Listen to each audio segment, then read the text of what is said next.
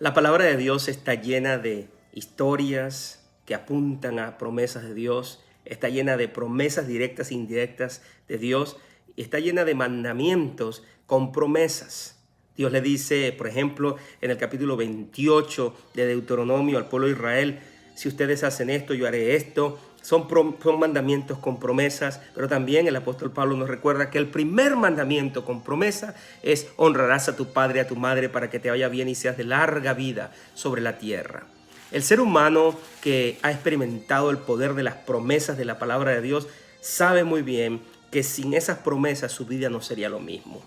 Las personas que hemos experimentado la palabra de Dios como no solo como promesas, sino como realidades que se han hecho en nuestras vidas, no podemos vivir de la manera que vivíamos antes, porque esas promesas enternecen y transforman nuestra existencia desde adentro hacia afuera.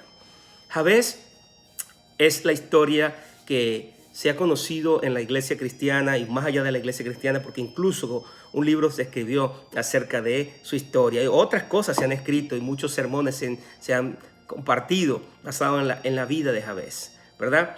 Sin embargo, cuando uno comienza a leer el capítulo 4, no pareciera que eso va a ser el caso, que se va a hablar de algo tan extraordinario como la vida de Jabez, que se resume en el versículo número 9 de esta manera. ¿Cómo te gustaría a ti que se resumiera tu historia, por ejemplo? A mí me encantaría que se resumiera así también, pero mira cómo la resume el escritor. Y Jabez fue más ilustre que sus hermanos. Si lo dejáramos allí, eso sería más que extraordinario. Pero es importante saber que la vida extraordinaria también a veces está precedida por el dolor. En el caso de Jabez así fue. Dice: al cual su mamá, llamó Jabez, diciendo: por cuanto lo di a luz en dolor. El dolor muchas veces acompaña a la gente ilustre. Si comienzas a leer la historia de hombres y mujeres que han marcado este mundo, han sido personas también que han sido marcadas por el dolor. La historia de Jabez continúa en el versículo 10 que dice: e invocó Jabez dolor al Dios de Israel, diciendo: oh, si me dieras bendición y ensancharas mi territorio, y tu mano estuviera conmigo, y me libraras del mal para que no me dañe. Y le otorgó Dios lo que pidió. A dolor, le otorgó Dios lo que pidió. La gente ha llegado a pensar que esta es una oración especial, mágica. Algunas personas creen que si la oran de una manera literal o componen algo parecido a eso creativamente, va a suceder algo en sus vidas. No suceden cosas extraordinarias por recitar esta oración, porque Jesús también enseñó la oración tal vez más extraordinaria que se haya creado, tanto en el Primer Testamento como en el Nuevo Testamento y aún en otros momentos de la historia. Es la oración del Padre Nuestro. Y esa oración es la oración que incluye todo lo que se necesita incluir en la oración, y sin embargo no es una oración mágica. La bendición de estas dos oraciones es el contenido que tiene y la forma como ese contenido marca la mente, el corazón, el espíritu, el alma y aún el cuerpo de las personas que hacen esa oración, porque se dirigen directo al Padre, a Dios el Padre o al Dios de Israel. Invocó Jabez al Dios de Israel, su Dios, el Dios de sus ancestros, el Dios de su historia, el Dios de su mamá, de su papá, de sus hermanos, de su familia.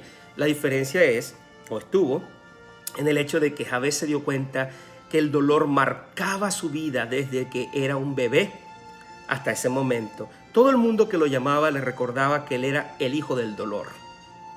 Quizás también te pasa a ti que muchas veces te recuerdan de una manera u otra que eres una hija de dolor, o eres un hijo del quebranto, o eres una persona que has experimentado el dolor y muchas veces no has sabido cómo lidiar con eso. Jabez hace algo que transforma su existencia. Además de orar, él antes de orar se da cuenta de que él pertenece a una historia más grande, a un pueblo extraordinario lleno de promesas, el pueblo de Israel, a unos ancestros que conocieron a un Dios que transforma aún lo peor que puede haber en sus vidas, como es el caso de Judá, uno de sus ancestros que se portaba de una manera inapropiada, pero llegó un momento donde Dios transformó su existencia y lo transformó en uno de los líderes más influyentes de su propia familia y de su pueblo. Pero también su ancestro Jacob, el engañador, aquel que suplantaba, aquel que hacía trampas, aquel que lograba lo que lograba con trampa, con viveza.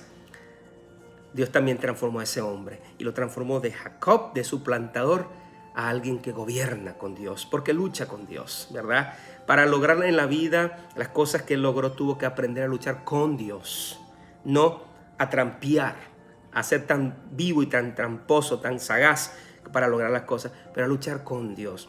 Jabez se dio cuenta de que estaba cansado de luchar con el dolor y llegó un momento donde utilizó su dolor como la plataforma de su encuentro con Dios. Y yo te pido que si tienes un dolor, lo utilices como una plataforma de tu encuentro con Dios, porque si hay algo que Dios no desprecia, dice la Escritura, para nada no puede, es aquellos que quebrantados, un corazón contrito y humillado, quebrantado, se acerca a Dios. Y Jabez, perteneciendo al pueblo, a un pueblo lleno de promesas, y al Dios de ese pueblo, se acercó a él con esa conciencia: yo pertenezco a estas promesas, yo pertenezco a este pueblo, yo pertenezco a este Dios, y Dios que cambió a mis ancestros me puede cambiar a mí. Y lo hizo, y llegó a ser más ilustre que todos sus hermanos. Lo mismo tú, si tú formas parte del pueblo de Dios en Jesucristo, tú perteneces a esa historia mayor, tú perteneces a ese pueblo mayor, y todas las promesas de Dios en Cristo Jesús están sobre tu vida y sobre la mía. Y como dice el apóstol Pablo, los que son